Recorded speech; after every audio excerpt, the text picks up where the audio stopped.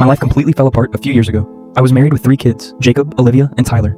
Like a lot of parents, I worked long hours. My wife constantly accused me of being a workaholic, but every extra hour I worked was for my family. My wife wanted vacations, so I paid for them. She wanted a bigger house, so I worked overtime. She wanted newer cars and a better lifestyle, so I worked harder. I genuinely thought I was being a good husband and father. Then one day she told me she was done. She said I cared more about work than my family. She filed for divorce. I was devastated. I fought hard for my children and eventually got custody.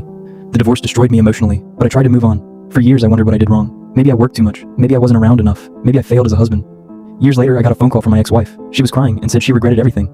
She told me she wanted to explain what happened. At first I thought she was trying to rewrite history. Then she told me things that didn't make sense. Apparently my former manager had spent months convincing her that I didn't care about her. He constantly told her I loved work more than my family. He convinced her that divorce would make her happier. I didn't know whether to believe her. Then something happened that changed everything. A few weeks later I got a response from HR. Years earlier I had filed a complaint against my manager.